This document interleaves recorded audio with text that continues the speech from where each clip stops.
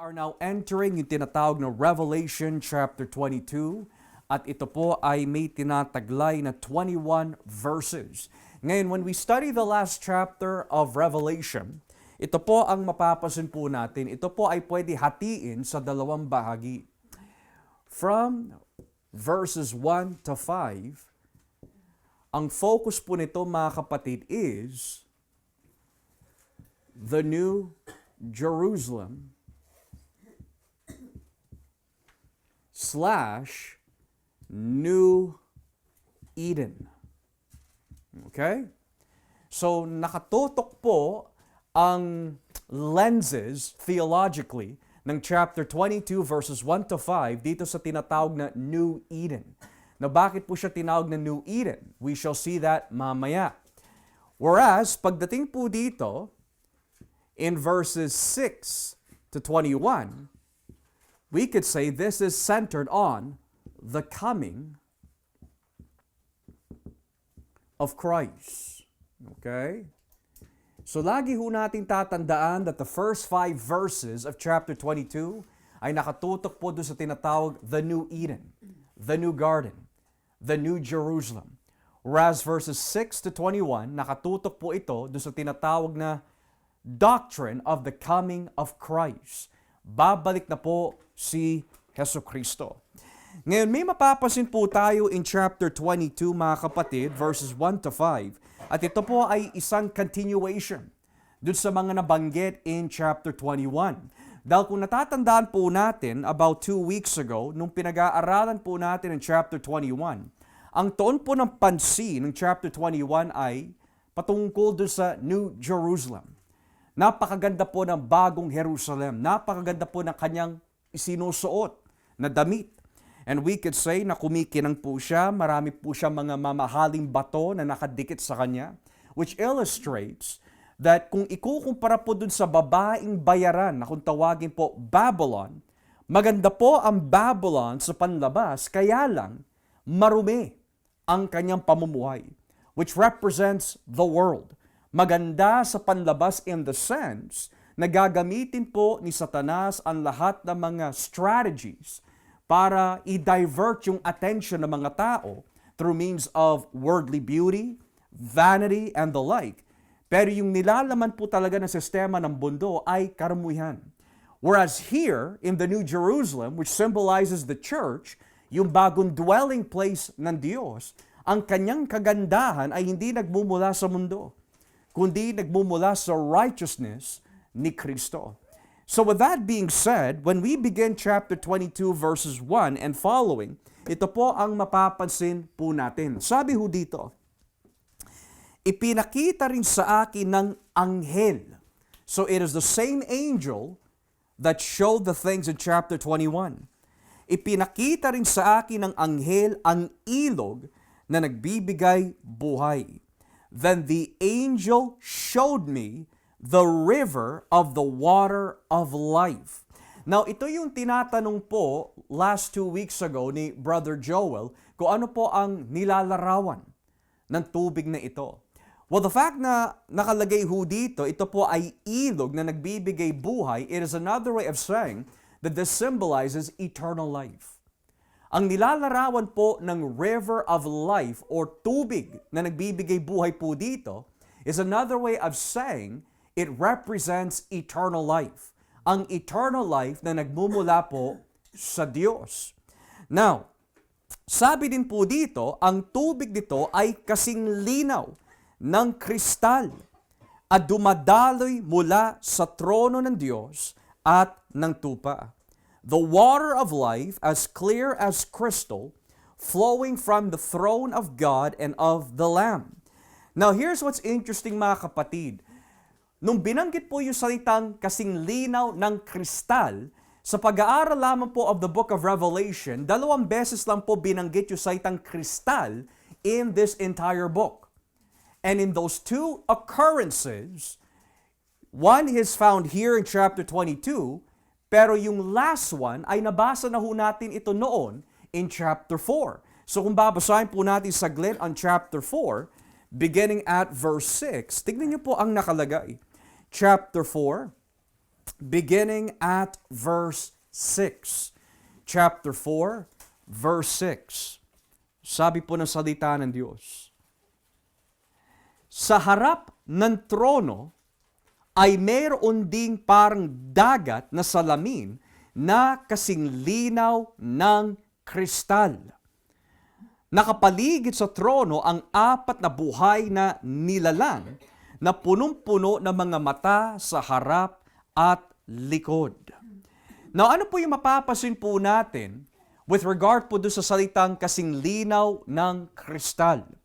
Well, in the 2 occurrences in the book of Revelation, nung ginamit po ito, there's one in chapter 22, which we read kanina.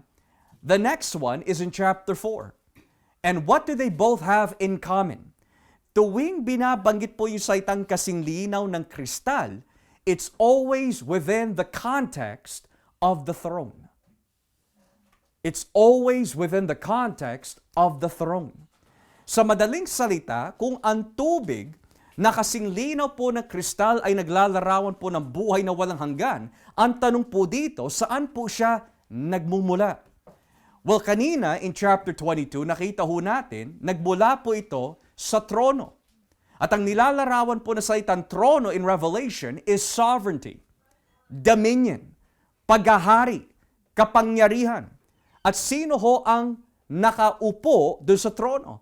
Ang Diyos, pero hindi lang po ang Diyos ang nabanggit po doon kanina chapter 22, maging ang tupa. Na sa madaling salita, saan po ba nanggagaling ang buhay na walang hanggan kung saan ang tubig na ito ay yung larawan ng eternal life? And the obvious answer, mga kapatid, would be from God the Father and the Son. At pagdating po dito in chapter 4, nagmumula din po siya sa banal na Espiritu. Kasi nga, sabi po dito in chapter 4, beginning at verse 6, sa harap ng trono ay mayroon ding parang dagat na salamin na kasing linaw ng kristal. Nakapaligid sa trono ang 4 na buhay na nilalang na punong-puno ng mga mata sa harap at likod. Whereas when we see in verse 5, mula sa trono'y kumikidlat, kumukulog at may umuugong. Sa harap ng trono'y may 7 nakasidlang ilawan. Ito ang, o nakasinding ilawan, ito ang 7 Espiritu ng Diyos. So if anyone were to ask you, at least in the study of Revelation, saan po ba nanggagaling ang buhay na walang hanggan? We can say, it comes from the Spirit of God, chapter 4, verses 5 and 6. And it comes from God the Father and the Lamb, chapter 22. Now, what's interesting po dito, mga kapatid, if you come to ask the question, buburahin ko na po itong ikalawang bahagi of the section of chapter 22.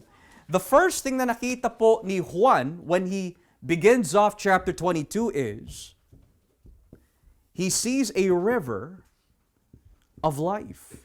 Yun ang unang-una nakita po niya. At ang tanong po dito, why is that significant? Dahil ang nakatali po dito sa statement na river of life are several Old Testament texts. Halimbawa, kung babasahin po natin saglit ang Salmo, dito po tayo in the book of Psalm, chapter 46. Psalm chapter 46. Psalm 46, and let us read verses 3 and 4. Psalm chapter 46, verses 3 and 4. Tignan niyo po ang nakalagay sa Salmo 46, talatang 3 hanggang 4. It refers to the presence and goodness of God. Sabi ho, humampas man at umugong ang mga alon na naglalakihan at mayanig ang kabundukan. May ilog na nagbibigay ng kagalakan sa bayan ng Diyos. Sa banal na tahanan ng kataas-taasang Diyos. In English, there is a river whose streams make glad the city of God, the holy place where the Most High dwells. Now, if you think about it, mga kapatid, mapapaisip ka ano kaya ang nais po iparating na may akda ng Psalm 46 with reference sa kabutihan ng Diyos. O sabi po dito, the goodness of God, lalo na po kung nasan po siya, which in this case, in the holy place of the Most High, meron po dong kagalakan that comes from the streams and waters that proceed from the throne of God.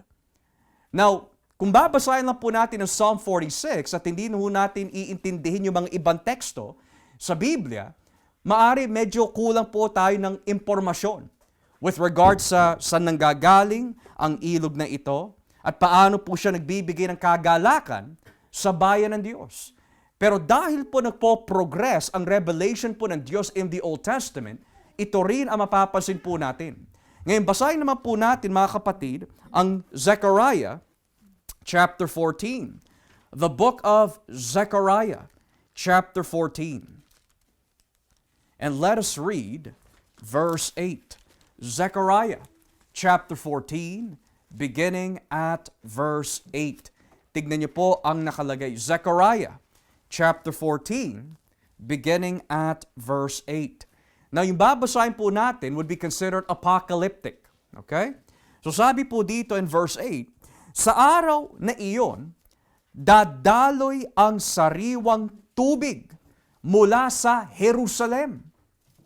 Ang kalahati nito ay dadaloy sa dagat na patay at ang kalahati ay sa dagat na Mediteraneo. Patuloy itong dadaloy sa panahon ng tag-araw at tag-ulan.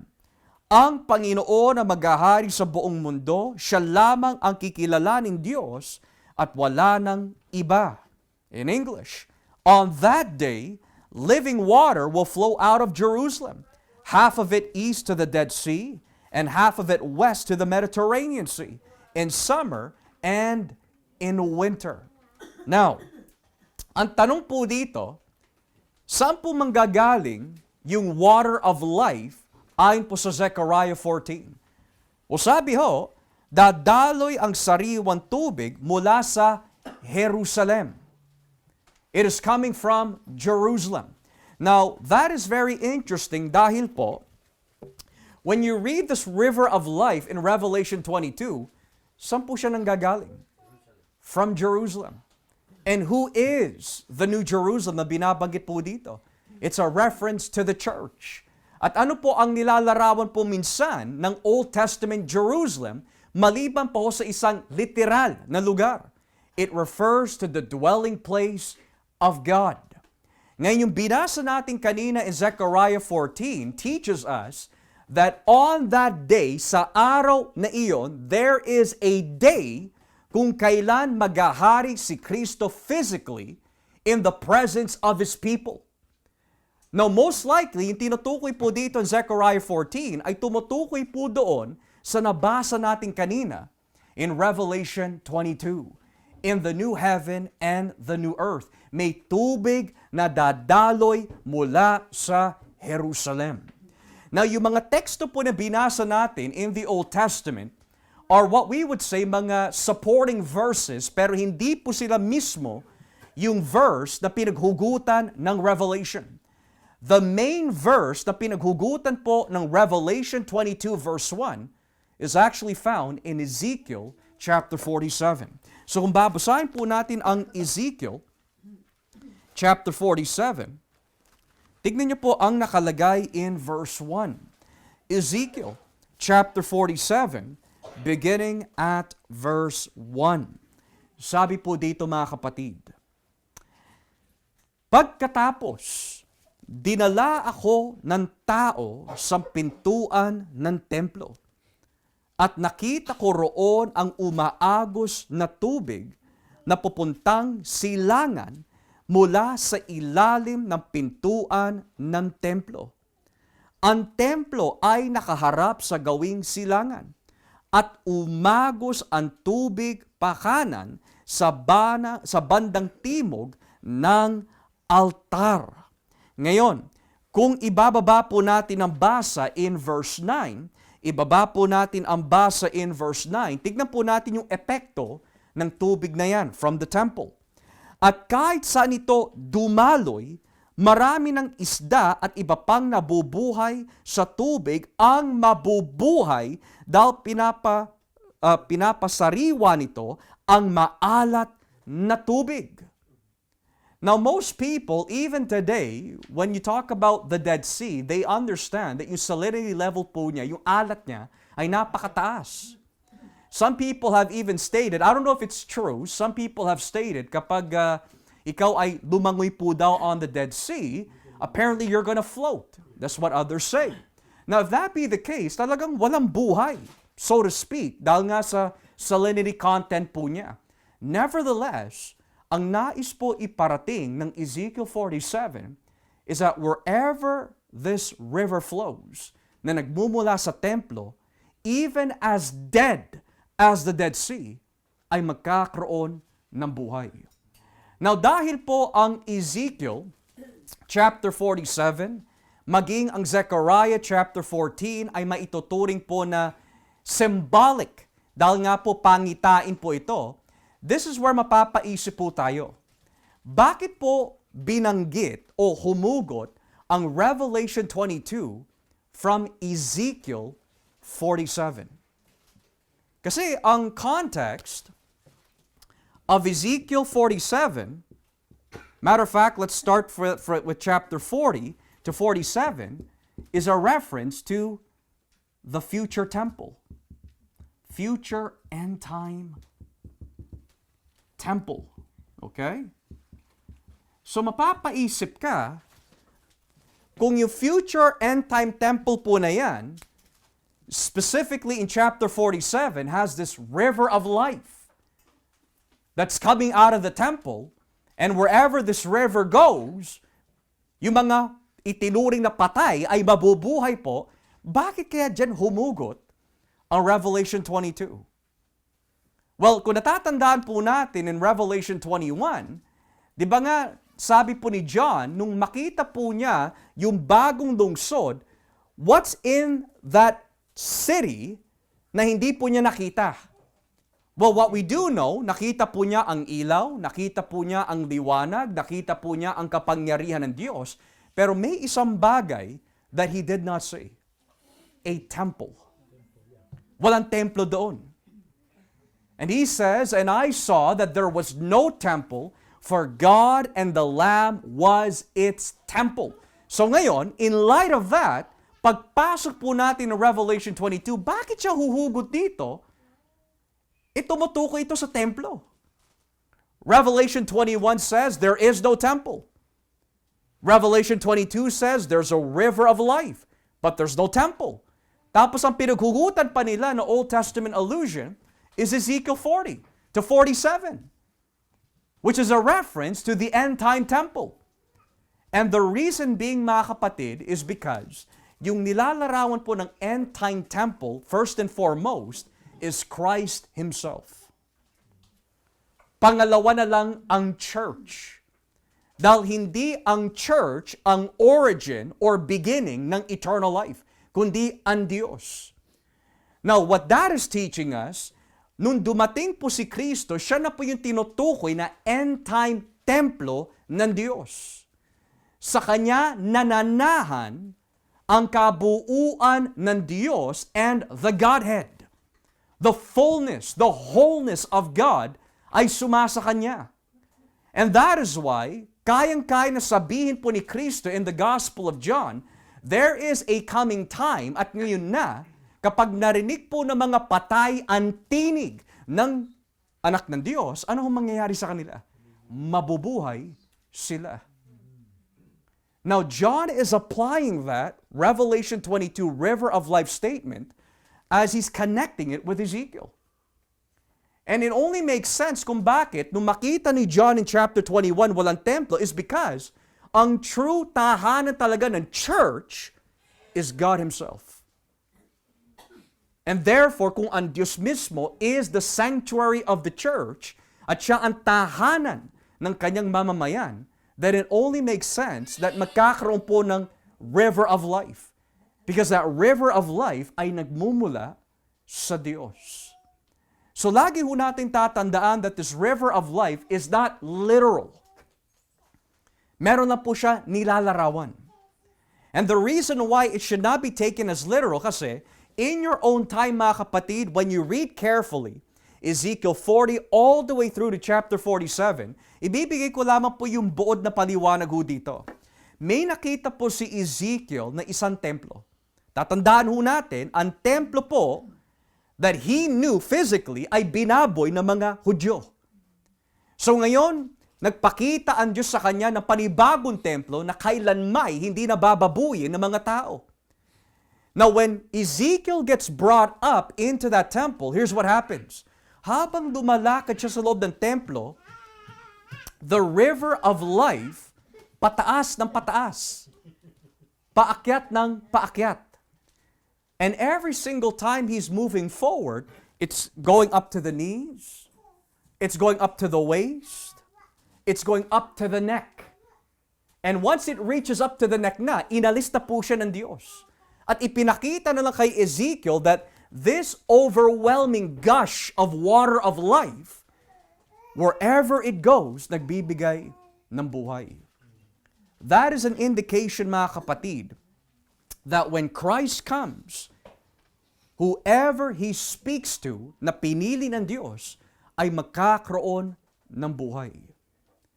Ngayon tayo ay may tuturing din po templo ng Diyos bilang secondary reference dahil sa ating kaugnayan kay Kristo. So always remember, hindi po ito literal. It is only a symbolism of eternal life. Ngayon kung babalikan po natin ang Revelation 22, dito naman po tayo in verse 2. Revelation 22 verse 2. So, alam po natin that yung tubig na nagbibigay buhay ay nagbumula sa trono ng Diyos at ng tupa. When you get to verse 2, sabi ho dito, at umaagos sa gitna ng pangunahing lansangan ng lungsod, sa magkabilang tabi ng ilog ay may punong kahoy na nagbibigay buhay. Now let's pause here. 2 times binanggit po yung salitang life. The first time was a water of life. The second time life is used is no longer water but a tree of life. So mapapaisip ka. When you guys hear the words tree of life, what book usually comes to mind? The book of Genesis. So the second thing that John sees is a tree of life. At yan ang mapapasin po natin in Revelation 22. Puro life, life, life, life, life. Bakit ho? Because the former things have passed away. Wala nang kamatayan eh. So yung makikita ngayon ni John, pagkatapos po na nilupig na yung kamatayan, ay puro life, life, life. Now, tree of life, river of life. Is there a coincidence to this? Coincidence kaya na magkadikit yung dalawa in just in a period of 2 verses? The answer is no. Because when you hear river and when you hear and read tree of life, the first thing that comes to mind is Genesis 2. Genesis 2. Halimbawa, in Genesis 2, verse 9, you have a tree. In Genesis 2, verse 10, you have a river. So mapapaisip ka, in the book of Genesis, nilikha ng Diyos ang tao, and then He makes a garden para sa tao. He puts the man in the garden, He gives him instruction, and tells him what to eat and what not to eat. At pagkatapos po nun, what do we see after? Dinescribe po ni Moises kung ano po yung mga nasa paligid ng Garden of Eden. That there is a river. Sabi ho doon. Now that is very important to understand in light of this. Bakit po? Dahil meron po nais ipahiwatig ang Panginoon in light of its connection with Genesis. In the book of Genesis, alam po natin this is the book of generations, the book of beginnings. Ano po ang nais ibigay ng Diyos kay Adan na instruction and blessing? Well, kung susundin po ni Adan ang kasunduan, him and his wife and his children and their seed ay mabubuhay magpakailanman in the presence of God.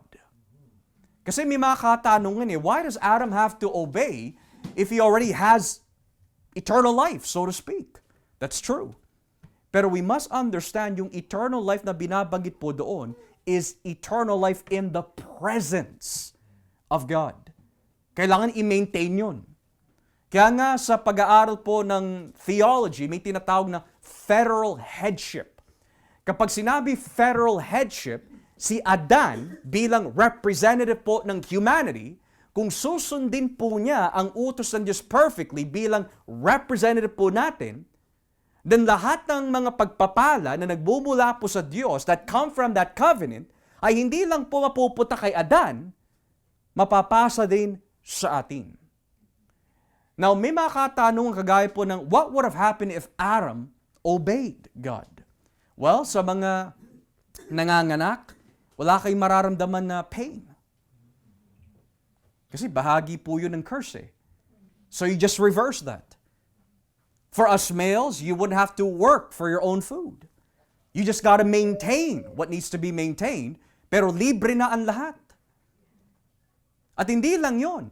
God will forever walk with man. Pero alam ho natin kung ano po yung naging salaysay ng Genesis 2 and Genesis 3. Hindi nakasunod si Adan. And because of that, lahat ng kaguluhan na nakikita po natin sa mundo is a product ng kanyang pagsuway sa Diyos. Di ba nga sabi ni Pablo, dahil sa pagsuway ng isang tao, death reigned from one man to all. Dahil sa pagsuway ng isang tao, ang lahat ay itinuring makasalanan. Dahil sa pagsuway ng isang tao, dumaganap ang kamatayan. That's why when you look at how messed up we are, externally and internally, that is the byproduct ng pagsuway ni Adan. Why is my heart so filthy? Why is my tongue so filthy when I use it? Why is my mind so filthy? Bakit I have pride? Why do I have unforgiveness? Why do I have lust? Why do I have these evil things circulating, wandering in my soul? Is because yan ang nagagawa ng kasalanan ni Adan. And that is why Paul says, those who are under Adam, they all die. But those who are under Christ, they all will live. So yung nakikita ho natin dito is, yung hindi nakuha ni Adan, ay nakuha ni Kristo. Now, I want to emphasize on this before I forget mga kapatid. This is a very important observation. Kasi may binabanggit po kanina in verse 1. I'll just write it down. Hindi po nakalagay God and the Son of God. Hindi naman yan nakalagay Ang nakalagay in verse 1, God and who? The Lamb. So ang tanong, sa lahat ng mga titulo and description na pwede gamitin kay Kristo in Revelation, why the Lamb of God when introducing this new Eden? Kasi sa kanya nagmumula yung buhay na walang hanggan which is illustrated as a river of life. Pwede na naman sabihin po ng author, at yung tubig na nagbibigay ng buhay ay nagmumula sa trono ng Diyos at sa anak ng Diyos. Pero hindi anak ng Diyos ang nakalagay. Tupay. Why? Is because it requires a sacrifice for the new Eden to be a possibility. Bilang Son of God, may papakita niya, I am of the same nature as God. Pero bilang tupa, I am the sacrifice that made this possible. So kaya nagmumula po sa tupa ng Diyos at sa Diyos yung buhay na walang hanggan that is illustrated as a water of life. Because remember, in Genesis, bago po paalisin si Adan at si Eva, ano po muna ginawa po ng Diyos? Binihisan muna yung mag-asawa That implies animal sacrifice. When you get to Revelation 22, in order for the new Eden ay maibigay sa mamamayan ng Diyos, there also had to be a sacrifice. In that case, God and the Lamb. Lagi ho natin tatandaan mga kapatid, kaya po nagkaroon ng bagong langit at bagong lupa. The reason why makikita ho natin ang Diyos one day face to face is because of the sacrifice of Christ. Lagi ho natin tatandaan yun. Now with that being said, sabi din po dito, this tree of life is somewhat different dun sa Genesis eh. Bakit po siya naging different? Well, sabi po dito in verse 2, this tree of life ay namumunga ito ng 12 beses sa isang taon. Isang beses sa bawat buwan. At ang mga dahon nito ay ginagamit sa pagpapagaling sa mga bansa. Now, let's do a little comparison here. Kasi nga naman, bakit siya tinawag na New Jerusalem, New Heaven, New Earth? What's so new about it? Besides the fact na wala po siyang kasalanan, there's no presence of sin, there's no essence of sin. Paano po siya naging bago? Well, let's look at old creation. In the old garden, meron po tinatawag tree of life. May tinatawag po na river. In the new garden, this is what you'll notice, okay? Sabi ho dito, there is a tree of life, that's true. There's also a river of life. But notice what is added in the new garden na wala po doon in the old garden. Leaves that bear every month. At ano po ang purpose ng leaves? Pampagaling sa mga bansa. Well, that was never mentioned in Genesis 2.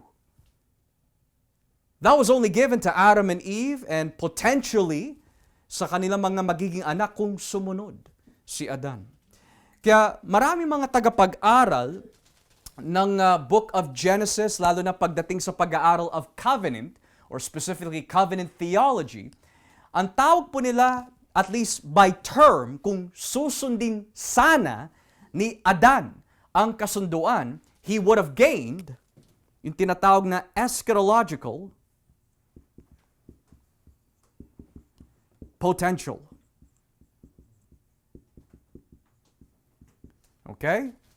So may potential po si Adan kung susundin po niya ang utos ng Diyos na lumaganap po ang marami pa hong tao made in the image of God who would walk in righteousness. So ang tawag ho dyan, eschatological potential. Kapag sinabi po potential, it hasn't been done yet. But there's a huge possibility. By theory, kung susunod po siya. Pero when it comes to Christ, hindi potential eh. Fulfillment. Achievement. Redemption. Purchasing. Yung hindi nagawa ni Adan, nagawa ni Kristo. Now, the question might be, ano ba itong nations na ito na binabanggit? Well, kung natatandaan po natin, back in chapter 21, go back with me in chapter 21, and let us read verse 23 and following. Chapter 21, verses 23 and following. Tignan niyo po ang nakalagay. Hindi na kailangan ang araw o ang buwan sa lungsod dahil ang kapangyarihan ng Diyos ang nagbibigay ng liwanag. At ang tupa ang ilaw doon. Ang ilaw ng lungsod na iyon ay magbibigay liwanag sa mga bansa. At dadalhin doon ng mga hari sa mundo ang mga kayamanan nila. Palaging bukas ang mga pinto ng lungsod dahil wala ng gabi roon. Ang magaganda at mamahaling bagay ng mga bansa ay dadalhin din sa lungsod na iyon. So, the nations na binabanggit po kanina in chapter 22, for which That's what the tree of life functioned as. Yung kanyang mga bunga, the leaves thereof, ay nagbibigay po ng kagalingan to the nations. The nations here ay hindi po tumutukoy sa mga taong wala kay Kristo, but those who are in Christ. Now this asks another question. Ito ay nagtataas ng panibagong katanungan. Bakit kailangan po ng kagalingan ng mga bansa if they're already glorified? Have you ever thought about that? And kagaya po ng mga ibang na pag-aralan po natin, it is not to be taken literally. Kasi remember, in Genesis, pwede po nila kainin ang lahat, wag lang yung punong kahoy of good and evil. In that sense, yun ang nagbibigay ng sustenance sa kanila physically. Pero here mga kapatid, when it says that yung tree of life ay nagbibigay po ng kagalingan sa mga bansa, hindi Genesis ang pinuguhugutan po nito. It's actually being drawn from somewhere else. Let's go back to Ezekiel 47. Go back with me in Ezekiel 47 at basahin po natin ang verse 12. Ezekiel 47, verse 12. Kasi why so specific? Healing for the nations, what for? It's because it's drawing from Ezekiel 47, beginning at verse 12. Tignan niyo po ang nakalagay. Tutubo sa magkabilang panig ng ilog ang mga iba't ibang uri ng punong kahoy na namumunga. Ang mga dahon nito'y hindi malalanta at hindi mauubos ang mga bunga. Mamumunga ito sa bawat buwan dahil dinadaluyan ito ng tubig mula sa templo. Ang mga bunga nito'y pagkain at ang dahon ay gamot. Their fruit will serve for food and their leaves for healing.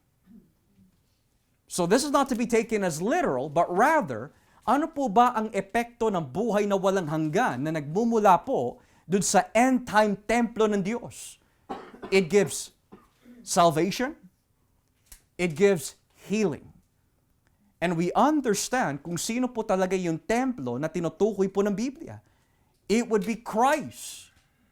Kaya nga, marami ho sa atin, when you read the book of Isaiah, specifically chapter 53, ano yung pinakasikat na teksto doon na lagi minamemorize po ng mga tao?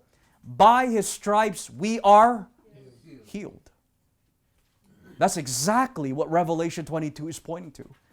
Yung buhay na walang hanggan na nanggagaling sa Diyos at kay Kristo through His sacrifice ay nagbibigay po ng kagalingan sa ating mga kaluluwa.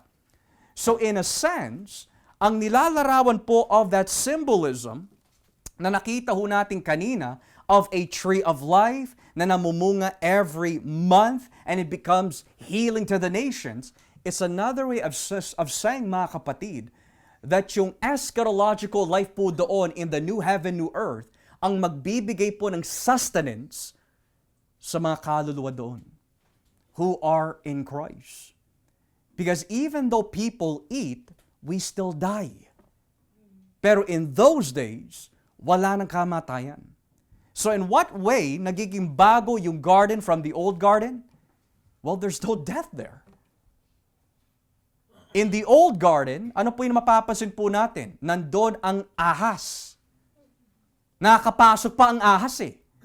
But in the new garden, ano kaya ang sinasabi ho dito ng Revelation 22 with regards sa yung mga papasok at hindi papasok? Basahin nga po natin ang Revelation 22 again. And let us read verse 3. Revelation 22 verse 3.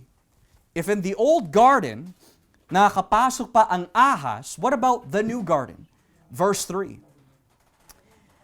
Walang anumang isinumpa ng Diyos na makikita roon. Naroon ang trono ng Diyos at ng tupa, at sasambahin siya ng mga lingkod niya. In other words, no longer will there be any curse. Now, If you can recall the language, mga kapatid, of Genesis chapter 3, what is the main emphasis there nung magkasala si Adan at si Eva? Curse. So when Christ came at namatay po siya sa krus ng Kalbaryo, ni-reverse po niya ang sumpa ng Diyos. Pero saan po niya inilagay? Instead of yung sumpa ay mahulog sa atin, bumaksak sa Kanya. He was treated as if he was the cursed one. Para one day, maranasan po natin ang Kanyang presensya kung saan wala na yung sumpa doon. At ano po bahagi sa sumpa? Pag-uusig, kahirapan, kasalanan, kamatayan. And the fact that the Bible says, wala nang form of curse na makakapasok ho doon, that's just another way of saying, if in the old garden nakakapasok po si Satanas, in the new garden, there is no more temptation, there is no more Satan, there is no more curse, there's no more death. So minsan naririnig po natin, this is the Garden of Eden restored. It's not a restoration. It's actually a recreation. Kasi when you say restoration, in one sense, kung sasabihin natin i-restore po ng Diyos yung old garden for every single detail na kapareho po na nakikita natin sa Genesis, clearly, they're not the same. It's recreation. Kaya nga, new heaven, new earth. In this case, New Jerusalem, new Garden of Eden. Now, is this Garden of Eden literal? No. Dahil ang nilalarawan po talaga ng Garden of Eden to begin with, at least in its message, where God is going to reign and dwell with His people. So in this new garden, talagang wala na tukso. Wala na ang sumpa. Walang anumang mga masasabi natin kasamaan ang makapasok doon dahil nga hinusgahan na, pinarusahan na ng Diyos ang lahat ng uri ng kasamaan at the great white throne judgment. So from this point on, puro kasiyahan na. Everything that Adam potentially could have had pero hindi po niya inobtain dahil nagkasala ho siya, dumating naman yung huling Adan and made that possible for the church. Kaya napakaganda po ng ginawa ng ating Panginoon. The beginning of the Bible starts with Genesis and a garden. The ending of the Bible is Revelation and ends with a garden. The beginning of the Bible has marriage. The end of the Bible, Revelation, ends with marriage. The beginning of the Bible begins with Genesis and creation.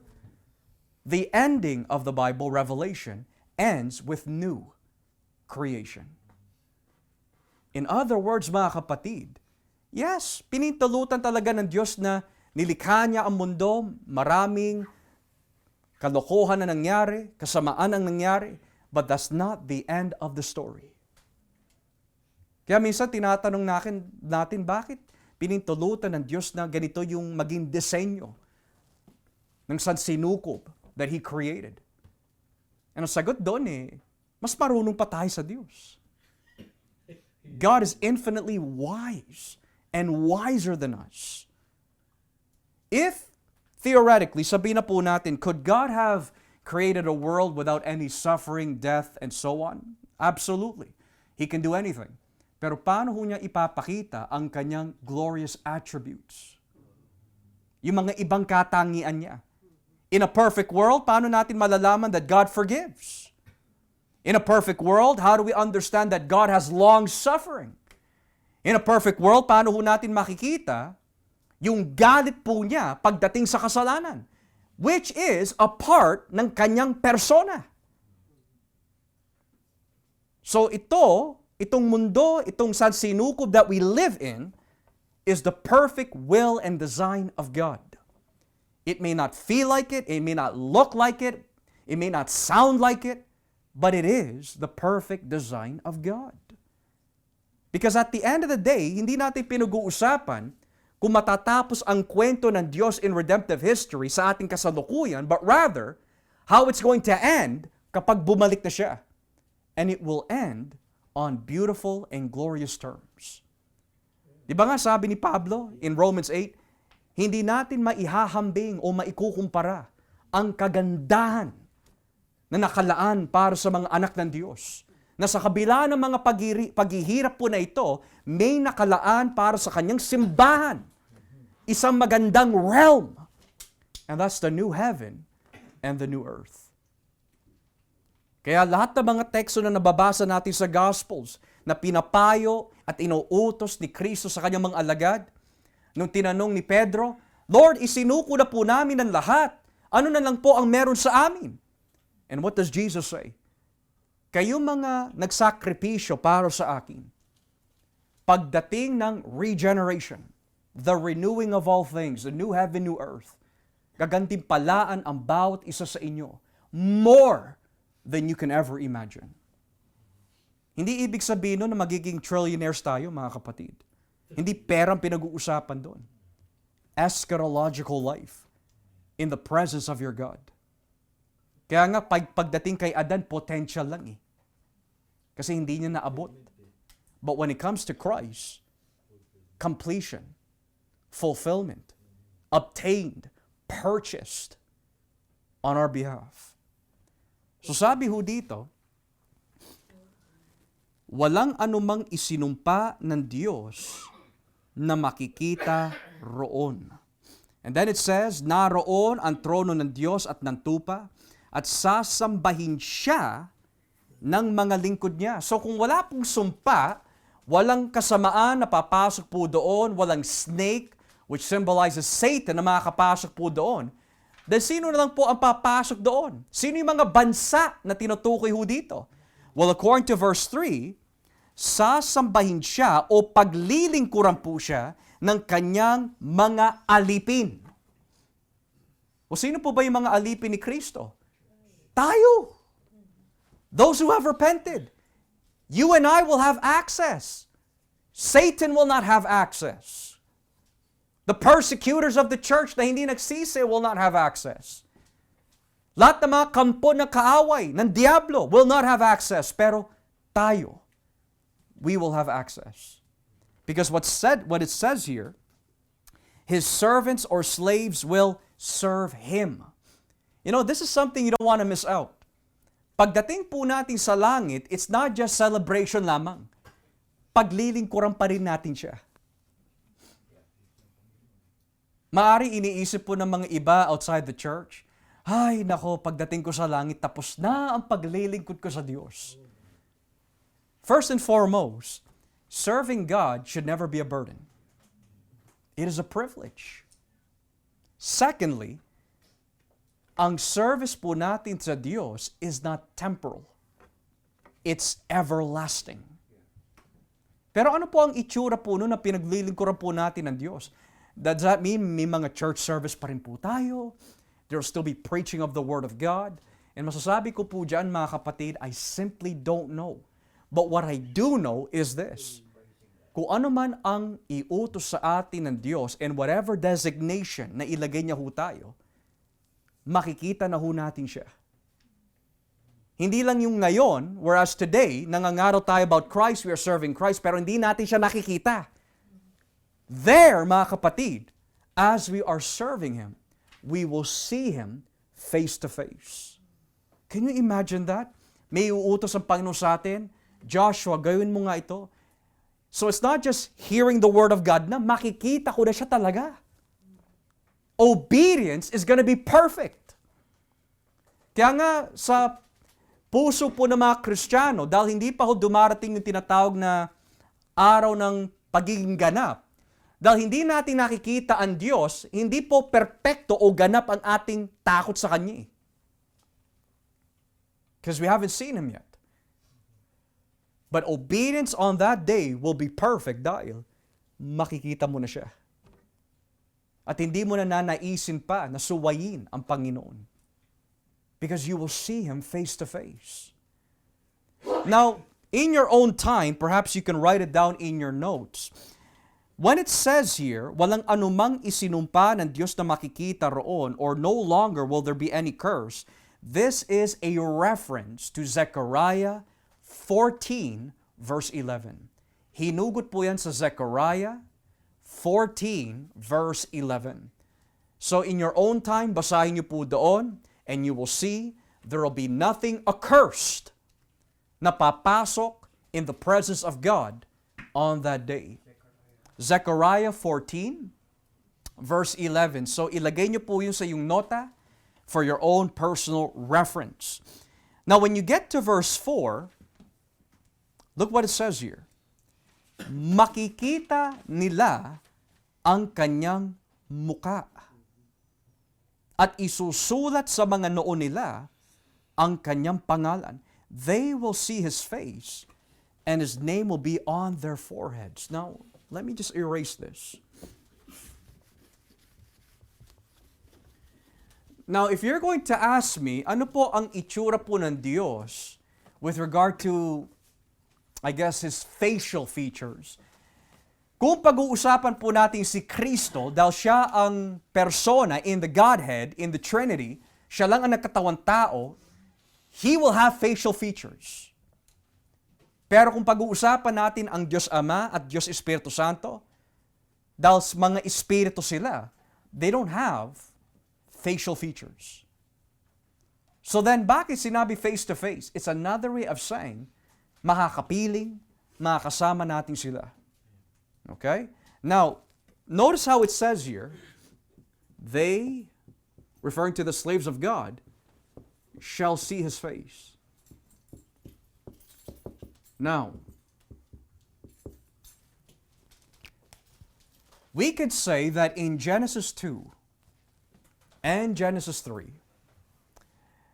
yung presensya po ng Diyos, where it literally says, and God was walking in the cool of the day, there's some indication po doon na bago po dumating ang kasalanan, Adam was able to walk with God and see God face to face. Pero nung dumating na po ang kasalanan, no man can see God face to face and live. Well, if that's the case, bakit nagpakita ang Diyos kay Abraham? In flesh. Kasama yung dalawang anghel. That's true. Pero that was not in all of His glory. Naka-veil pa rin siya to some degree. Okay? And then of course, merong na-wrestle po si Jacob in Genesis 32. Yung lugar ay tinawag Peniel, for I've seen God face to face. Pero hindi naman namatay si Jacob is because Yahweh veiled Himself. And then may nakita si Josue in Joshua 5, isang commander of the heavenly hosts, pero hindi rin siya namatay. It's because in some aspect, i-veil ni Lord ang kanyang kadakilaan. It's not until you get to Moses where Moses says, I want to see your face. I want to see your glory. Pero sabi ng Diyos sa kanya, no man can see my face and live. And then when you get to the book of Numbers, ano po yung benediction sa mga Israelita? May the face of the Lord shine upon you. Bakit kailangan may the Lord's face shine upon you? Is because that is a privilege at pagpapala na hindi pa na-experience ng bawat mananampalataya in its fullest extent. Kaya nga, bakit nagkatawang tao si Kristo? Hindi lang po para lang mamatay sa krus, although that was a primary thing, but as well to show the invisible God through the face of Jesus Christ. Kaya nga, ang tanong po ng mga alagad where's the Father? Ano sabi ni Kristo? If you have seen me, you have also seen the Father. And in Colossians 1 verse 15, ang sabi po ni Pablo doon, si Kristo ang larawan ng hindi nakikitang Diyos. Now, on that day, God doesn't have to veil Himself. On that day, hindi na kailangan, if we can use this word, hide Himself and His glory. Baka mamatay tayo The Bible says, when all things have been said and done, we shall see His face. Makakausap mo na siya. makakapiling mo na siya. Yan ang isang bagay na hindi naranasan ng mga binhi ni Adan. They were not able to see God face to face. Kaya nga nag-aalay sila eh.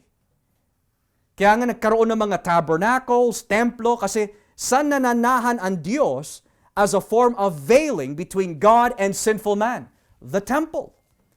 Pero ngayon na dumating na po yung tinatawag, the eschatological temple, which is Christ. Dahil po sa Kanya, as our mediator, we can now see God face to face.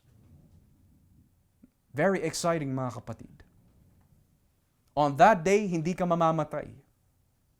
Di ba nga sabi ni Juan eh, when He comes, we shall see Him for who He is. Ngayon, hindi pa malinaw eh, hindi pa klaro eh. On that day, magiging klaro ang lahat. Kaya masasabi ho natin, we shall see Him face to face. Now, may binabanggit po dito, hindi lang po nila makikita ang Diyos face to face, but what is the reason kung bakit makikita po nila ang mukha ng Diyos? What is the reason kung bakit meron silang access sa presensya ng Diyos? Well, according to verse 4, the reason being is that nakasulat sa mga noo nila ang Kanyang pangalan. Anong ibig sabihin nun? Kapag may tatak ka, pag-aari ka nino? Whoever's name is on you. Di ba sa ating pag-aaral, may tatak yung mga sumasamba sa halimaw? Pag-aari ka ng halimaw. Pero yung 144,000 na pinag-aralan po natin, tinatakan din sila sa noo, but with what? The name of their God. So the reason why meron po silang access na makita po ang Diyos in all of His fullness dahil pag-aari sila ni Kristo. Pag-aari sila ni Kristo. Kaya tignan nyo nga po yung chapter 14, napakalinaw po nito, chapter 14 of Revelation. And let us read verse 1. Chapter 14, verse 1. Sino po yung mga may tatak na yan? Well, ipinaliwanag nga po dito in chapter 14, verse 1, kung sino po yung mga bahagi sa mga bansa that will have access as slaves of God. It says here, pagkatapos nakita ko ang tupa na nakatayo sa bundok ng Zion, kasama niya ang 144,000, na tao. Nakasulat sa noo nila ang pangalan ng tupa at ng kanyang ama. Na bakit po sila nagkaroon ng tatak sa mga ulo nila? Basahin naman po natin in chapter 3 of Revelation, beginning at verse 12. Chapter 3, verse 12. Bakit po sila may tatak? Sabi po in chapter 3, verse 12, ang magtatagumpay ay gagawin kong parang haligi sa bahay ng aking Diyos, at hindi na siya aalis doon. Isusulat ko sa kanya ang pangalan ng aking Diyos at ang pangalan ng lungsod ng Diyos, ang bagong Jerusalem na bababa mula sa langit. Isusulat ko rin sa kanya ang aking bagong pangalan. Now, sa ating kasalukuyan po na mga mambabasa in our present day readers, it's kind of weird na isusulat mo ang pangalan ng isang persona either on your forehead or wherever part of your body na nais ka tatakan. But in those days, meron very important na kahulugan kung ikaw ay itatatak. It has something to do with being set apart.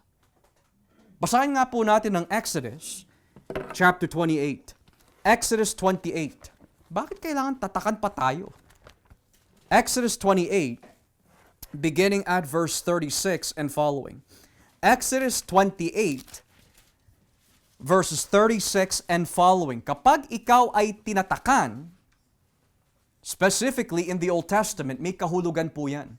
Exodus 28:36 and following. Sabi ho, magpagawa ka ng medalyang ginto at paukitan mo. Ito ang ganitong mga salita. Ibinukod para sa Panginoon. Itali mo ito sa harap ng turban ni Aaron sa pamagitan ng asul na panali. Para makita ito sa kanyang noo. Ipinapakita nito na dadalhin ni Aaron ang kahit anong kasalanang nagawa ng mga Israelita sa paghahandog nila sa Panginoon. Lagi itong ikakabit ni Aaron sa kanyang noo para matuwa ang Panginoon sa mga mamamayan. Ano po ang ilalagay ng isang priest na kagaya po ni Aaron in this context sa kanyang noo? Holy to Yahweh. Pag-aari ni Yahweh.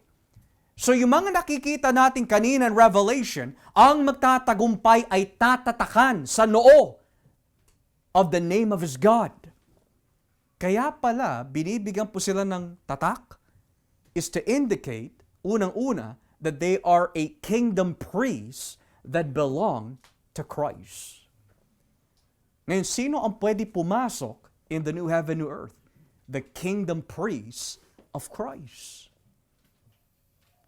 Now, here's another question. So, you're saying pagdating natin sa new heaven, new earth, may pangalan tayo na literal?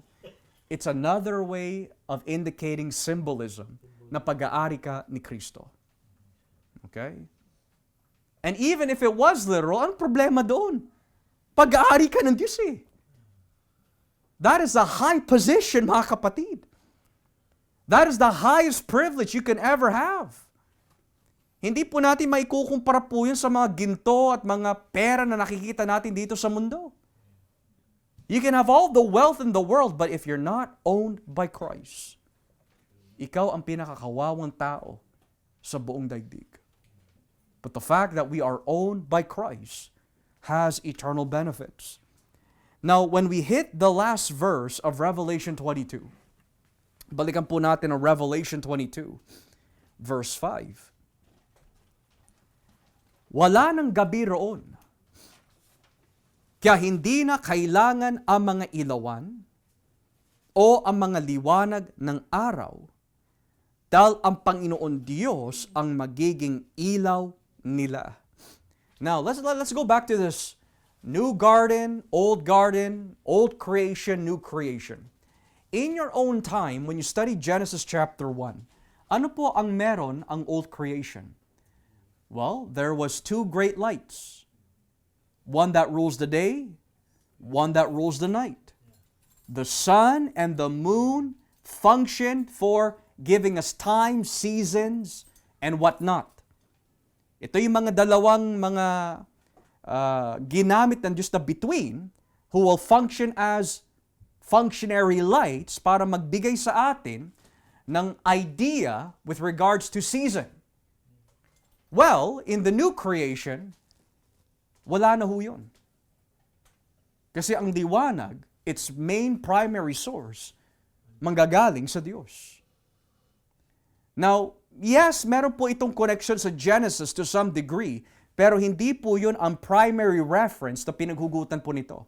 Matter of fact, if you turn with me in Isaiah chapter 60, may mapapansin po tayo in verse 19. Isaiah chapter 60, beginning at verse 19.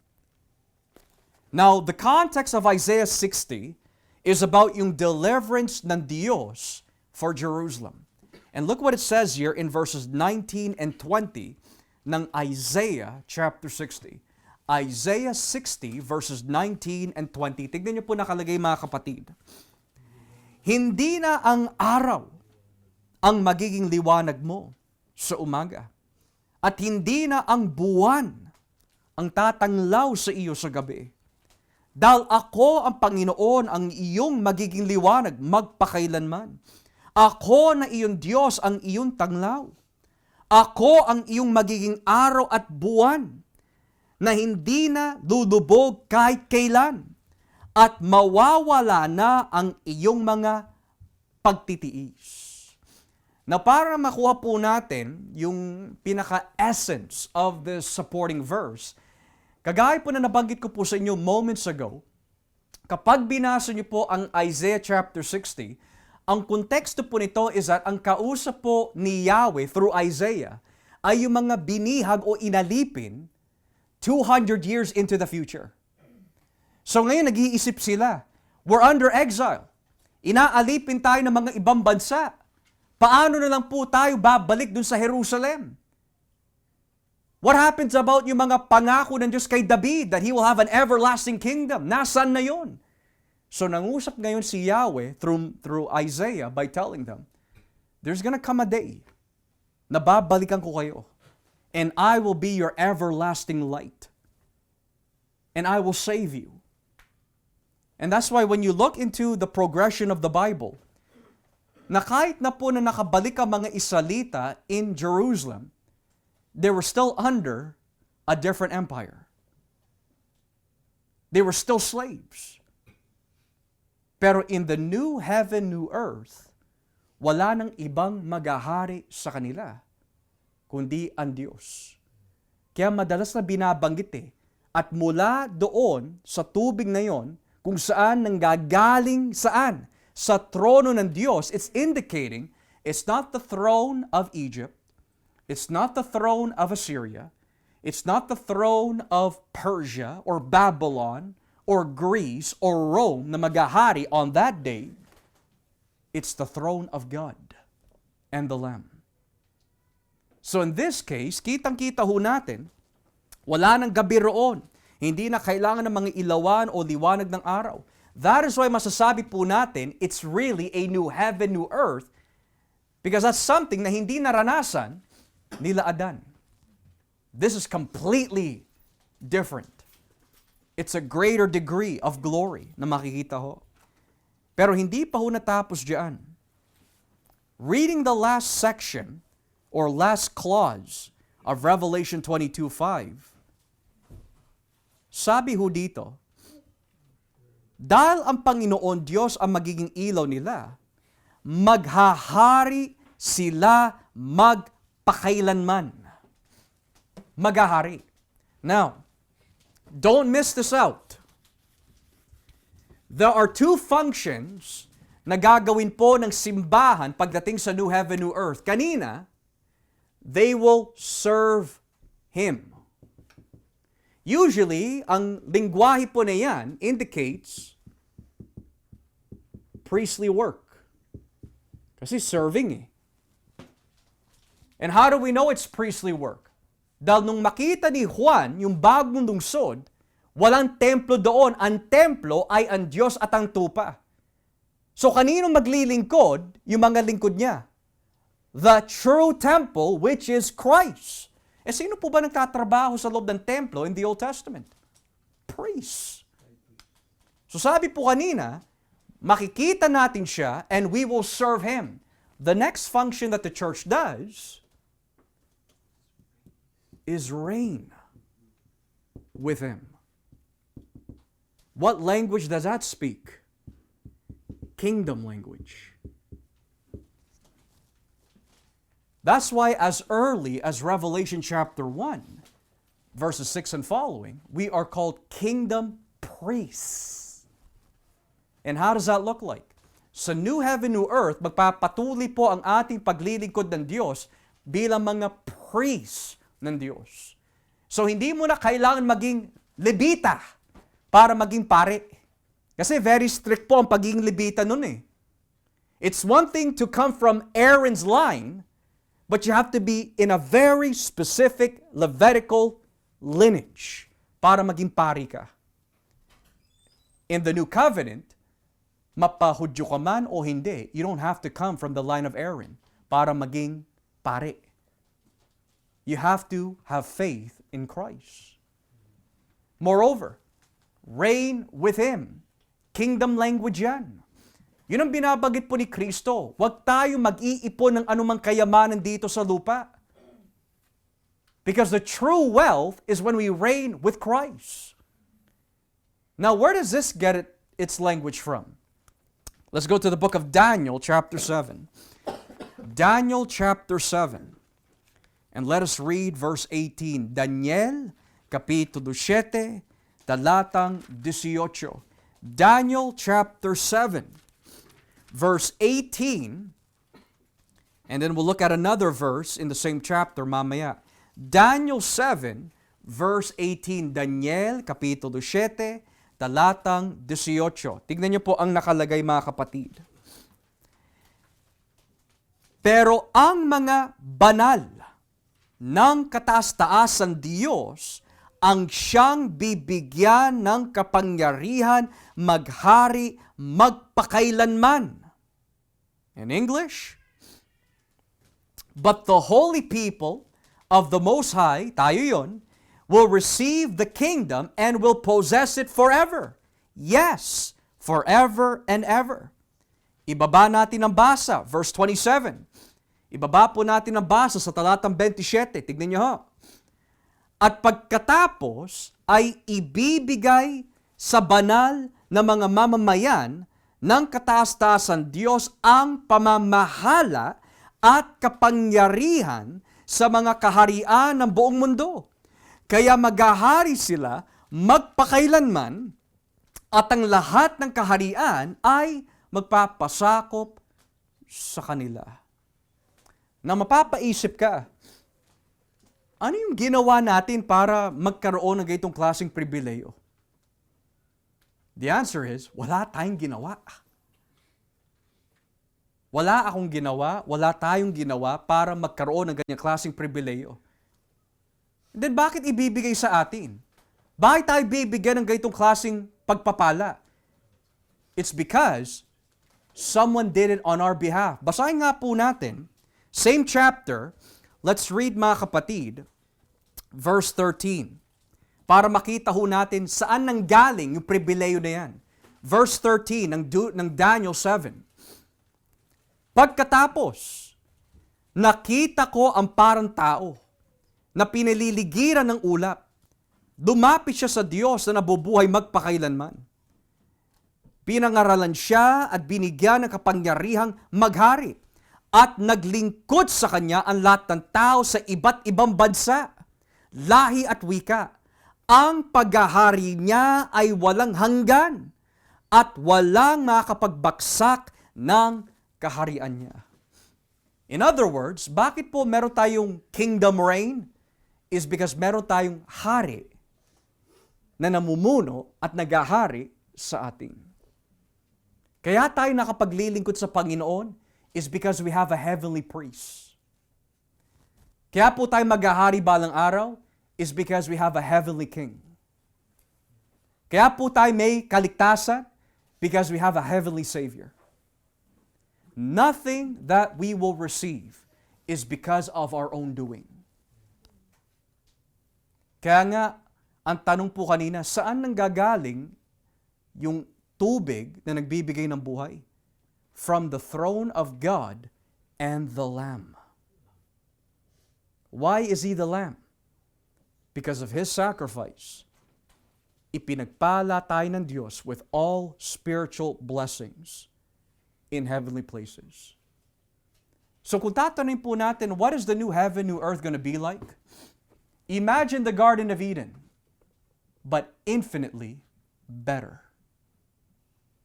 Infinitely better. Why? Because in the old garden, may ahas pa eh. In this garden, wala na. In those days, may testing. In that day, wala na testing. So is it worth it to serve Christ? Ikaw lang ang makakasagot niyan, mga kapatid. Is it worth surrendering the world for this? Ikaw lang ang makakasagot niyan, mga kapatid. Masisihan ka pa ba sa mundong ito kung ikukumpara sa kabutihan at kadakilaan na ipipresenta ng Diyos balang araw? Ikaw lang ang makakasagot niyan. Kaya nga may mga katanungan Pastor, bakit we don't have much teaching on heaven in the Bible? Meron mga ilang teksto we could say, pero it's very minimal. If you compare it sa doctrine of hell, mas marami talaga ang doctrine of hell kaysa sa heaven. And I personally believe that the reason why it's that way is because nothing can ever explain the glory that is to come. Kaya nga, we walk by faith not by sight. At kung isusulat man ng Diyos ang bawat detalye concerning the new heaven, new earth, besides this, we still wouldn't comprehend it. Maganda na lang na makita mo na lang at maranasan mo na lang. Kaya, although we are living in a temple na nabubulok, we are walking by faith, anticipating na meron tahanan for the people of God that will never be destroyed. All made possible by God and the Lamb and the Spirit. So, with that being said, mga kapatid, nawa po sa ating pag-aaral nitong gabi, naging klaro sa atin. And yes, may mga katanungan po ba tayo? Sige ha. Unang-una, sa langit ba, pag nandun na tayo sa langit, mayroon pang commandment? Commandment. Yeah. Pangalawa, yung tinutukoy na 12 buwan sa loob ng 12 buwan nagbibigay ng bunga. Literal ba yun o ano yan? Hindi po. Ito tinatawag na simbolismo. So, unahin ko na muna po yung huling tanong po ninyo. Simbolo lang po yun. Kasi humuhugot po siya from Ezekiel 47, which is symbolic. Now, with relation po dun sa may iuutos po ba ang Panginoon, I don't know kasi ang sabi lang po dito we will serve Him . I'm assuming there's gonna be a command there, pero I don't know kasi kung babasahin lang po natin in chapters 21 and 22, parang wala ho . Wala. Pangatlo, Pastor, yung priestly work na yan, di ba priestly work kaya nagkaroon ng priestly work to be a mediator between God and men, di ba? Priestly. So kung yan ang magiging trabaho natin, bakit pa tayo magkakaroon ng priestly work kung lahat naman ay nasa Panginoon? Ano ba ang nilalaman tong priestly work nito? Yeah. So, uunahin ko muna po yung priestly work ngayon at yung priestly work in the new heaven and earth. Kaya po tayo itinuturing mga priests spiritually dahil in some way or form, tayo po ang namamagitan with the world and Christ. In other words, we give to the world through mediation of the gospel. So gusto mo magkaroon ng relasyon sa aming Diyos, we're mediators in that sense, tanggapin mo ang ebanghelyo. So ngayon, we are priests in the sense of we're mediating the gospel. Ngayon, in the new heaven, new earth, kaya po siya binibigyan ng priest language. Kasi nga, yung nagsisilbing templo in the new heaven, new earth ay ang Diyos . So in other words, sino usually, if you're thinking about the Old Testament, ang nakapasok sa templo, in and out, it's usually the priest. Yeah. Hindi yung pangkaraniwan na Hudyo, but it's usually the priest. So in that sense, kapag tayo po on that day, lagi nasa presensya ng Diyos, which is the true temple, then tinawag po tayo priest in that sense. Na nakapasok tayo sa kanyang templo. So, ibang work na pagka-priestly work na bibigay sa atin. Basta kung ano man po yung kahulugan ng serving Him, yun po yun. Pero yung specific na command, I don't know. Yeah. Okay. Anyone else have questions this evening? Any questions this evening? Yes po. Yung leaves na nagbe-bear ng kagalingan. Kasi maaaring simbolismo rin yung yan. Simbolo nga po. It's a symbolism. Yeah. Pero kasi kung leaf na nagbibigay ng kagalingan, doon wala nang sakit . So why they put that one in that new garden? Yeah. So if you look at Ezekiel 47, bakit it's healing and food for the people? Kasi ano po ba yung sakit ng mga tao in Ezekiel? Mga idolaters . Wala na . Right. So in that way, humuhugot po si John from Ezekiel 47 that hindi po siya dapat i-interpret as literal, but it's a fulfillment of Ezekiel 47 and it's also a fulfillment in some sense sa Genesis chapter 2. Right? Pero kagaya nga na nabanggit ko ho kanina, it doesn't make sense na kakainin po natin ito literally kasi nga glorified tao na ho tayo eh. If anything, he's just trying to combine these texts para masabi ito ning katuparan ng mga propesya noon. Yeah. Now, kung gagawin po natin literal, well, there's no problem to me kung literal po yun. Pero again, papasok pa rin sa aking pag-iisip. Healing if we're already perfect. Perfect Yeah. na nga eh. Yeah. So it's a mystery. We could say humuhugot lang po sila to fulfill yung propesya.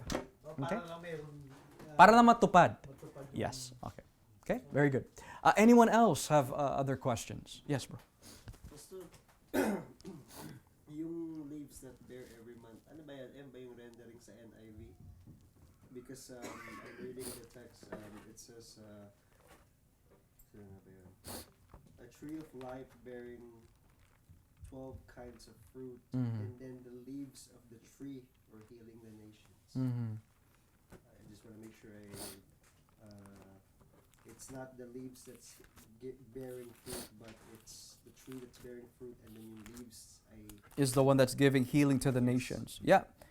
So here in the NIV, it says, so 12 crops of fruit yielding its fruit every month, and the leaves of the tree are for the healing of the nations. Yeah. Ano ba nakalagay? Leaves that bear every... Oops. yeah. I put leaves that bear. No. I'm just basing it off of memory, sorry. So it's the leaves that give healing, not ano. Sorry about that. So yielding its fruit every month, and the leaves of the tree are for the healing of it. So yung dahon. Okay? All right, thank you for that. Anyone else have any other questions? May mga katanungan po ba, related or unrelated? Ninong, may tanong ho kayo. Pastor, yung tanong po po yung sa John 7, verse 8. John 7 verse... Verse 8 po. Yung sabi niya sa mga hindi siya pupunta, pero... Pumunta siya. po siya. So ano po ibig sabihin ho nun? Oh, So hindi po siya pupunta sa timing ng kanyang mga kapatid. na yung oras. Pero we could say, nung nag-signal na ang Diyos na it's time to go, doon lang siya pumunta. Kasi kung hindi ako nagkakamali, yung Yes. the feast of, what was it? The Feast of Tabernacles, was that? In John 7, ano yun eh, naglalas siya ng 1 week eh. So if he went there early, then most likely siguro, hindi pa mapupuno yung mga tao doon, if I'm not mistaken. Pero he went near the end na for a specific purpose po talaga. Yung siya hinahanap ng mga tao.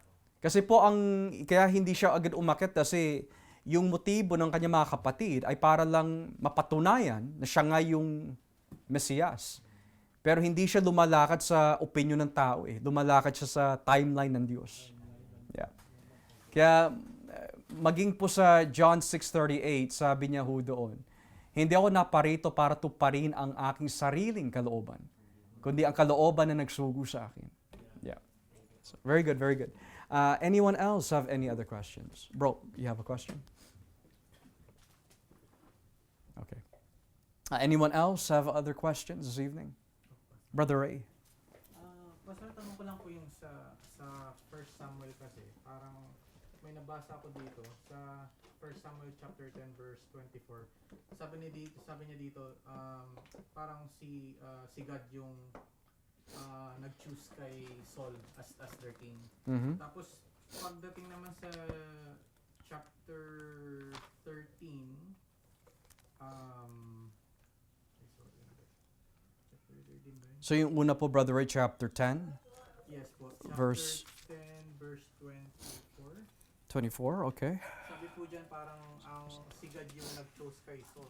Sabi niya, do you see him whom the Lord has chosen? Sabi niya gano'n.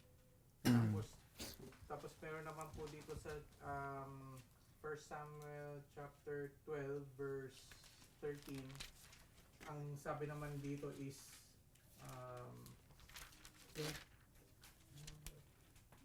ang sabi naman ni Samuel sa mga tao, sila yung nag-chose Yes. ng Sana ba talaga? yeah, parang Yeah. bakit ganun? So we could say, Brother Ray, remember, nangungusap ang Diyos kay Samuel, not to everyone. So externally, iniisip ng mga tao that Saul is really the chosen of the Lord. Pero ang hindi nila alam, meron talaga pinili ang Diyos na hari. And the reason why ganun ang takbo ng kanilang pag-iisip is because of the fact, as early as chapter 8, chapter 9 and 10, kitang-kita natin doon that ayaw nila na si Yahweh maging hari nila eh. Right? So, ang sabi ni Yahweh kay Samuel, pagbigyan mo yung kagustuhan nila. I will use Saul. So, in a sense, pinili ng Diyos si Saul as a judgment sa mga Israelita for rejecting Yahweh as their king. But he was not chosen as yung chosen niya talaga na mga ngalaga sa kanila. So when you get to sa chapter 12, verse 13, now here is the king you have chosen, the one you asked for. See, the Lord has set a king over you. All of that is correct. Totoo yun. Pinili talaga nila si Saul in the sense of yung external. Kasi ano pa yung description ni Saul? He was a Benjamite, matangkad, etc., guwapo, everything. Pero hindi siya talaga yung pinili ng Diyos in the sense na mangangalaga for the Davidic dynasty. So, we could say, he is not God's chosen na maging hari forever. But he was chosen by God as a temporary king para maging judgment sa kanila. So we have to look at in those categories. Kasi when the Bible talks about that si Saul ay pinili ng Diyos, for what function? Yun ang titignan natin. He was chosen by God bilang warning and judgment sa kanila kasi after na kinausap ni Yahweh si Samuel that ibigay mo sa kanila yung kagustuhan nila, ano sabi ni Samuel sa mga tao? Kapag nilagay ko na ito, wag na kayo magrereklamo kung ano yung mangyayari sa inyo susunod, sa mga susunod na panahon. He says that to them. So that means that yung function ng pagpili ni Yahweh kay Saul was not to reign forever, but to be judgment sa kanila. So in that sense, pinili pa rin siya ng Diyos, but not as the type of Christ, so to speak. Kasi ang pangako sa Genesis manggagaling sa tribe of Judah. Alright? Hopefully that answered your question, Brother Ray. So in a sense, pinili pa rin siya ng Diyos, but for a different function. Yeah. Kaya nga, di ba, nung pinatay si Saul, mismo si David na nagsabi, pinatay mo yung pinili ng Diyos. You killed the chosen, the anointed one of God. Anointed in one sense. Pinili siya for that specific period. Yeah. Pero iba pa rin yung chosen talaga in the sense yung nangyari kay David. Yeah. Is that making sense, Brother Ray? Yeah, pero tapos meron pa yung connection doon pa. Yes. Parang sabi doon is yung criteria nga ng kung paano on how they will select a king, di ba? Yung nabanggit nyo, it should be from their own brother, parang gano'n. Tapos nasa ano yun sabi dito sa Deuteronomy 17? 17. Yeah. Yes po. Sa 17:15, sabi niya, bakit sabi dito parang nabanggit na yung mga tao ay hayaang mag-select na sila ng king to rule over them. Tapos with the following criteria na sinabi dito, among your brothers, sabi niya ganun, tapos you may not put a foreigner over you, which is, tapos sabi pa yung parang the Lord your God will choose you. So parang na-check yung mga yun yung mga criteria na yun nung sina-select si Saul. Pero parang nung pagkababasahin natin yung First Samuel, bakit yung tone parang is parang ano bang tawag nito? Yung parang yung tone nung pagkakasay parang opposing pa kay God na ano. Although nabanggit naman dito yung nuggets niyo ba yung tanong? No, I understand what you're saying. And then, again, bumabalik pa rin po yun, Brother Ray, sa layunin ng Diyos So, we can say that there are cases where ito talaga ang patakaran ng Panginoon. Subalit, pinintulutan pa rin niya na ang kanyang patakaran ay baliin minsan ng mga tao para lang maipakita niya ang kanyang purpose. If that makes sense. So here's the format of God's standards. This is what you need to follow. Now, if you're not going to follow that, okay, manggagaling pa rin sa iyong tribo and whatnot, but that's not the one that I wanted to choose from the very beginning. But I'll still give you what you want. So there are cases in the Bible, Brother Ray, na masasabi natin, may mga laws ang Panginoon that He decrees na mabali through the people na that are disobedient para lang maipakita niya yung talagang ultimate layunin niya. Yeah. So, hindi schizophrenic or bipolar ang Diyos, but it's the wisdom of God. Kasi ang mga tao talaga, mahilig sila maningin sa panlabas. Right? But God looks at the heart. So in the context of David as the chosen one of God talaga, from the tribe of Judah, which still fits here kasi the one that your God chooses. Binanggit na nga niya kung saan manggagaling eh. It's from Judah. But what did they do? Pinilit pa rin nila that, yeah, it still has to be Israelite, pero on our terms. So sabi ng Panginoon, fine. Kung gusto nyo makita what it's gonna look like kapag binali ninyo ang Deuteronomy 17, ipapakita ko sa inyo. So the same thing could be said, Brother Ray, about Exodus. Thou shalt not commit adultery. We could also say in Deuteronomy 7 that the king shall not have many chariots. Pero pagdating kay David, kay Solomon, ang dami nila chariots. Bakit pinintulutan ng Diyos yun? To show them what would happen if you break His law. Yeah, so ano yun eh. Kasi if they're gonna perfect all of that, hindi nila makikita yung consequences. Alright? So that's the best way I could answer that question po. Okay. Thank you, Brother Ray. Anyone else have any other questions? Ate Jen. Pastor, sa Daniel 7:27 po na sabi ito, pagkatapos ay ibibigay sa banal ng mga mamamayan ng kataas-taasan Diyos ang pamamahala at kapangyarihan niya sa mga kaharian ng buong mundo. Kaya maghahari sila magpakailanman at ang lahat ng kaharian ay Papasa magpapasa ako sa sa kanila. Ito po ba yung, Pastor, parang sinasabi na yung iba na narinig ko kasi na yung after this life po, tayo daw po ay meron parang assign na pamamahalaan na, ewan ko kung assign tayo sa Mars or ito kayo. Mormonism ho yun. Malabo, ate. So ano po kaya ito, bakit po sila na gano'n humugot sa verse na ito? Yeah. Daniel 7:27. Yeah. I don't know where they get the Mars from, pero yeah. Whatever, kung ano man po yung yasa ng Panginoon sa atin. Yeah. Sabi sa ito na Mars lang or universe or kung ano man po. Oh, I think, ate, I think that the reason why may mga ganong paniniwala, may binabanggit po sa Revelation where it says, ang magtatagumpay, ibibigay ko yung tala. O ano tawag doon? Yung, the morning star. Ang tala ng umaga. The morning star. So, in those days, ang ibig sabihin ng morning star, in that background, is Venus. I'm sorry. Venus. Venus ang inaano nun. At least what that word contains sa mga ibang konteksto, usually Venus yon. But we know the morning star is Christ. Maaari, yun ang isa sa mga ilang teksto na ginamit po siguro nila. Pero yung description po ninyo, ate, sounds very, very much like yung doktrina ng mga Mormons. That kapag sila ay pinagpala ng kanilang paniniwala, doon sa tinatawag na, is it celestial or telestial? One of those, magkakaroon sila ng mga planeta and whatnot. No. Ang ating paghahari is here on the earth with Christ. So, hindi natin pag-aari po yung mga between, mga planeta, no?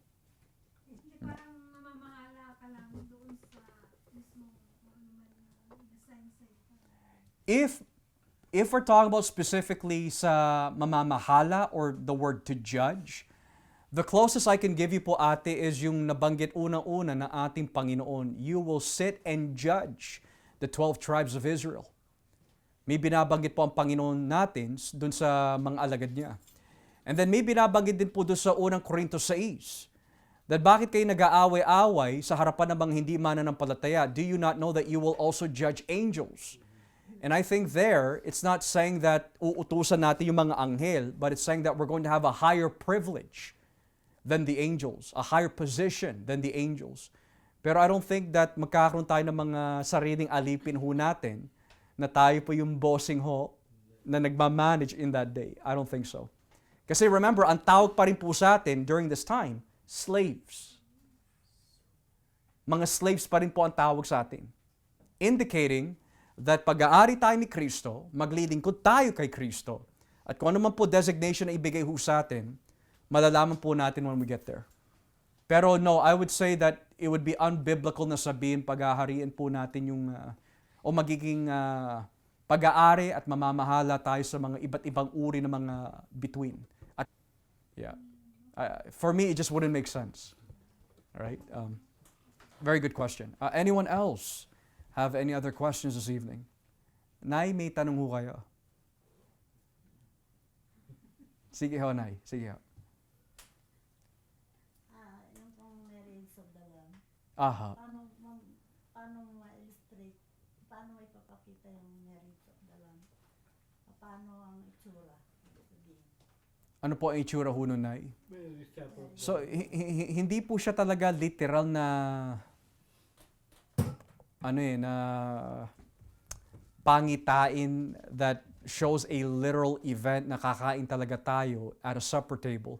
Ang nilalarawan kasi po ng Marriage Supper of the Lamb ay katumbas po ng new heaven, new earth, na kung tawagin the consummation.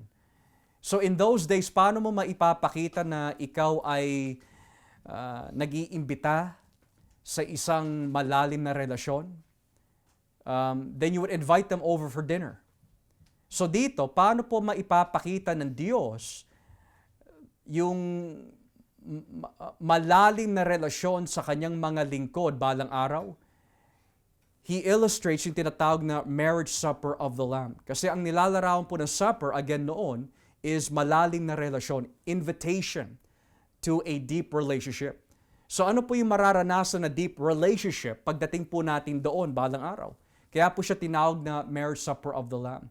So ang marriage supper of the Lamb ay katumbas doon sa tinatawag na new heaven, new earth, new Jerusalem, mga kapiling natin ng Diyos. All of that mean the same thing po, Nay.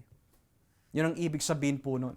So hindi po siya literal. Ang nilalarawan po talaga ng marriage supper of the Lamb, mga kapiling po natin ng Diyos at mga kapiling na po niya tayo on that day. Yun ang ibig sabihin po nun. So hindi po siya literal na kainan. Yeah. Hindi po siya literal. Yeah. Okay? Parang handaan na. Aha. Yeah. Kasi tatandaan ho natin na kung literal man ho yun, edi kapag kasama ho natin ang Ama at ang Espiritu Santo bilang Espiritu, anong kakainin ho nila? It just doesn't make sense. So ano po siya? Language of mga kapiling. Yun ang mensahe ho doon. Okay? Very good question. Any last questions bago po? Yes po, ate. Yes. Yung about lang po sa kung okay lang po ba yung dadalawin yung patay sa cemetery like every November or every time you wanna see punto na yun. Yeah. Okay lang po ba yung bilang nananampalataya? Wala naman po sinasabi ate, wala naman po sinasabi ate na bawal o kasalanan yun. Ang pinagbabawalan lang po, yung makipag-ugnayan ka sa mga spiritista para imbitahin yung mga kaluluwa na pumanaw na. Yun ang kasalanan. But what I would say, we have to look at the motive. Bakit bumabalik yung tao na yun doon sa sementeryo, right? Sementeryo pala. Why do they keep going back? And I think that if it's referring to they're pouring out their sorrow, there's nothing wrong with that. Now, if we're talking about a Christian, even then, kailangan pa rin ho natin mag-ingat with their motive. Maari, pupunta lang sila doon just to recall yung mga memories. And perhaps kinakausap nila ang Diyos, thanking God for those memories. So, in our humanity talaga, ate, there's a lot of things that pinintulutan ng Diyos of ways of expression. Pero as far as I can see in the Bible, ang pinagbabawalan lang po with regard to, the cemetery and the dead is yung makipag-ugnayan ka sa mga mediums. Or paniwalaan mo ang isang bagay na hindi itinuturo ng Biblia na kinakausap mo yung patay doon that you already know is not there. Halimbawa po yung mag-post ka pa sa Facebook na Sure. kahit yung patay na happy birthday, Mhm. ganyan, sa patay na. Yeah. Okay. It's not a sin. It's just an expression perhaps of memories And I would even say na dulot din po yun ng pag-ibig eh. May kakilala nga po ako ng ganun ate na namatay po recently ang kanyang ina. And he's been going there frequently. And I think that hindi siya nagkakasala dun because even after death, he's still demonstrating his love and honor for his mother. Now, of course, depende sa level of their understanding biblically, yung pagbati po ba niya sa kanyang ina ng happy birthday o sa kanyang ama na happy birthday, kasalanan po ba yun knowing that hindi naman nila mababasa yun eh. I'll leave that up to God to judge. But as far as I could see, I think it's just expression of love and memories. Perhaps nagpapasalamat siya sa Panginoon for the goodness of God. Pero hindi ko pwede hatulan sabihin mali siya, nagkakasala siya. Kasi walang binabanggit po ang Biblia. Yeah. Yeah. Kausapin mo yung namatay na sa ano mo lang, halimbawa kahit dun sa cemetery, sa punto niya, kausapin mo siya, mismo hindi yung Diyos. Yeah. Yung parang kinakausap mo siya na parang buhay, ganyan. Okay ba yung Yeah. Again, Sister Jen, I would have to say that it's a human expression. If in fact yung pakikipag-ugnayan po niya sa patay, as Leviticus states, ay sa pamagitan po ng espiritista, then yes, nagkakasala ho siya. Or kung hindi niya paniniwalaan yung Hebrews 9:27, that once a man is appointed to die, after this the judgment, na talaga wala na doon yung kaluluwa ng minamahal niya, then yes, nagkakasala siya. But there are cases po talaga, Sister Jen, where even though hindi siya sa konteksto ng cemetery, there are cases where kahit tayo, when we're going through trials and tribulations, minsan kinakausap natin sarili natin instead of God. Right? So that's no different than yung kinakausap po niya. If in fact that's the case, is because we don't know kung ano nilalaman ng puso niya. Maybe that's his way of expressing himself dahil sa mga pinagdadaanan niya. But we don't know kung kinakausap ba niya ang Panginoon or what. It's really hard to say. Yeah. Tsaka, siguro kung nagkakasala tayo pag yung sinasabi natin na, oh ma, halimbawa, ma, or pa, ako po'y gabayan ninyo, gano'n, sa patay. Yeah, that would be very weird kasi biblically ang gabay nanggagaling sa Diyos eh. Hindi po sa mga kaluluwa na pumanaw na. Right? So, Akala siguro nila angel, naging angel na yung namatay na tao. yeah. Yeah. Gabayan. You know, there's a lot of things na hindi ko po may papaliwanag ate. May mga nababalitaan din po minsan that bago po mamatay ang isang minamahal po sa buhay, minsan nagpapaalam muna bago mamatay. I can't explain why that happens. Perhaps it's of demonic activity. I really don't know kung bakit nangyayari po yung mga ganun. But what I do know is, once a man dies, diretso na po siya in his destination. That's as far as I would take it. May mga paniniwala kasi po ang mga tao eh. Yung mga superstitions, as what they would call it. Yeah. Yeah. Last one na po, Pastor. Sige pa. Yung sa buto. Yung sa buto. May answer na ba yun? May answer na ba yun, Pastor? Yung buto, yung sa cremation na... Kasi nga meron kami nakausap na... Yeah. Minsan na ano po. Yeah. Na ayaw ng cremate dahil po... Doon nga daw po kasi, di ba, from bones, bubuhay ng Diyos nga po ang tao. So, ayun. Kasalanan po ba na cremation? Yun po ang tanong. Babasahin ko lang ho sa inyo. Unang Samuel 31, 1 Samuel 31. And it says here in verse 11 to 13. Babasahin ko lamang po. Unang Samuel 31, 11 hanggang 13. Nang mabalitaan ng mga taga Jabes Gilead ang ginawa ng mga Filisteo kay Saul, lumakad ang lahat na matatapang nilang mandirigma ng buong gabi hanggang sa makarating sila sa Bethshan. Kinuha nila ang bangkay ni Saul at ng kanyang mga anak mula sa pader ng Bethshan at dinala sa Jabes at sinunog ang mga ito roon. So that's your cremation. Pero notice what it says in verse 13 ate. Pagkatapos kinuha nila ang mga buto at inilibing sa ilalim ng punong tamarisko sa Jabes at nag-ayuno sila sa loob ng 7 araw. So dito, walang binabanggit po or walang pahiwatig that it was negative or it was sinful. Traditionally, burial talaga ang dapat gawin. Traditionally. Pero here is an instance that sinunog po nila yung katawan and then inilibing po yung buto. Now, if we're asking, is cremation a sin? Wala ho tayong mababasa in the New Testament. Nakasalanan po siya. Moreover, we also have to look at yung probidensya at circumstances kung saan tayo nilalagay ng Diyos. Because in our day, very expensive na po yung tinatawag na burial. Traditional funeral service. Now, of course, depende na lang if you have insurance and whatnot, that's a different story. Pero what if you don't have? Then it's only practical in the wisdom of God dun sa tinatawag na providence na i-cremate mo na lang. Kasi wala tayong ganun eh. Alright?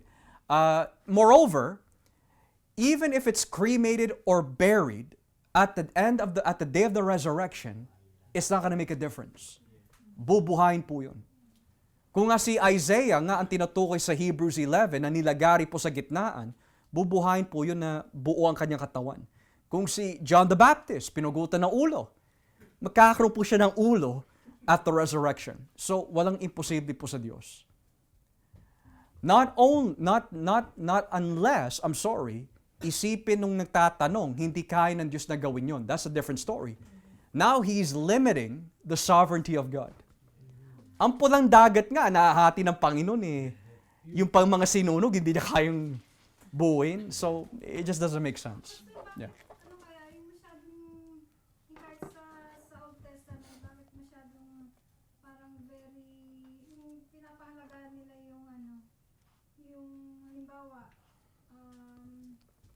kasi may mga, di ba, halimbawa magulang, halimbawa na, o kapag namatay ako, kailangan yung bangkay ko ibalik mo sa Pilipinas, mga ganyan. Parang nabasa ko rin po kasi sa Bible, sa Yeah. Old Testament, na Yeah. talagang, Yeah. talagang pinahalagaan nila yung katulad ng sino ba yun na sabi niya, Genesis, yeah. punta mo ako doon sa kung saan din ang mga parents ko, doon mo din ako i-deliver. Yeah. Mga ganun. Ba't kaya That's a traditional thing.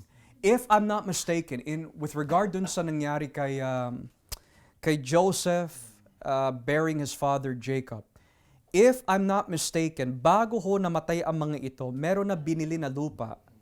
I think sila Abraham, if I'm not mistaken, or basta one of them, they already purchased a place kung saan ililibing si Sarah, and then eventually yung kanilang mga anak and kamag-anak, doon sila ilalagay. Maari ate, baka doon natin nakuha yun. sa tradition lang, wala namang Yeah. Kasi the closest that we can see is bumili lang po sila ng lupa eh. Kahit nga po si Joseph Arimathea, meron po siyang lupa. And then binigay po niya kay Kristo, which is a fulfillment of Isaiah 53, that He will be buried in a rich man's tomb. bagay doon din naman siguro meron silang parang kanya-kanyang ari-arian na hindi ka basta-basta lang maglibing kung saan Yes. di ba po? Basta ang importante ho nailibing in whether through cremation or traditional burial, yeah. Kasi either or, bubuhayin po yan muli eh. Right? So, sure. All right. So, anyone else bago po tayo magtapos? Okay. So, kung wala na po katanungan, wag po natin kakalimutan dahil po kay Kristo, we will be a part of that new paradise one day as we give our doxology to our God this evening.